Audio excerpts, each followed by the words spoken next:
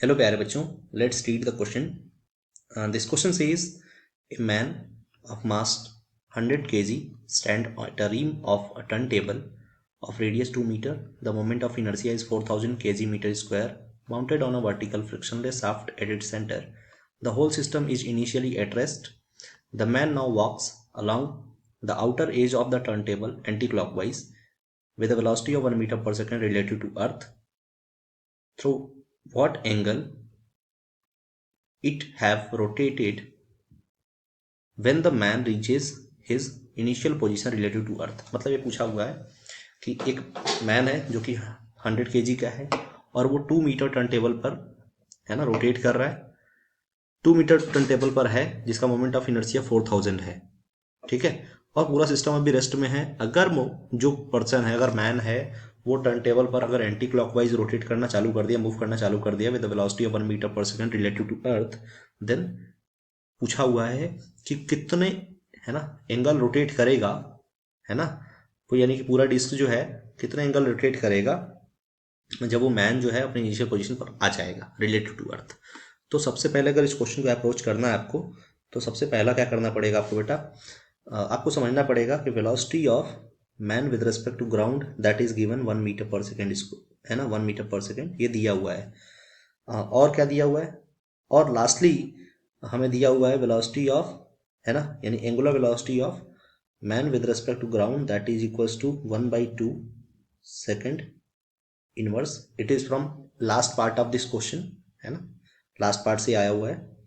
अब अगर देखें अपन टी की वैल्यू, है ना, तो अब एक बार ध्यान देना, एक बात ध्यान देना, बहुत इंपॉर्टेंट चीज़ है, और वो ये है कि अगर अपन देखें तो थीटा ऑफ मैन कितना होना चाहिए. मैन का जो एंगुलर डिस्प्लेसमेंट है, एंगुलर जो डिस्प्लेसमेंट है वो क्या होना चाहिए, 2π होना चाहिए, क्योंकि उसको पोजीशन वहीं पर आना है घूम के with respect to the earth. ठीक है, तो ये बात आप ध्यान रखेंगे.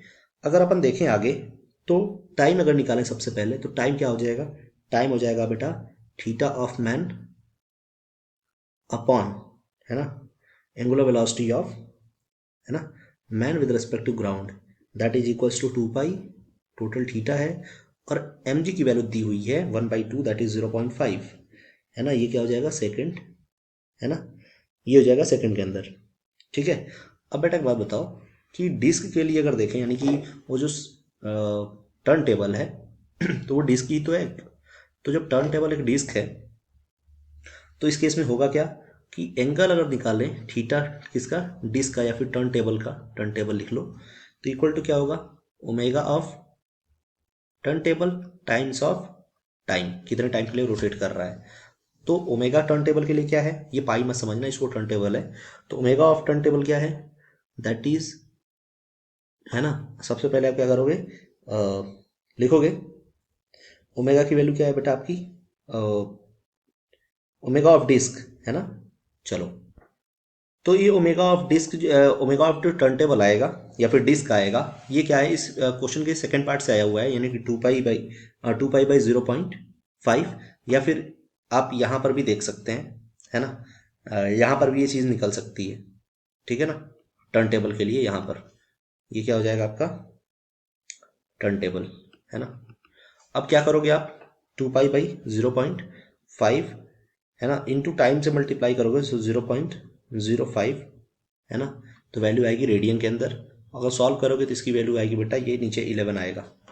ठीक है, सॉरी 11 नहीं, है ना, बाय मिस्टेक, ये वैल्यू आएगी आपकी, हाँ 10 आएगा, सॉरी, है ना, ये वैल्यू आएगी आपकी 10.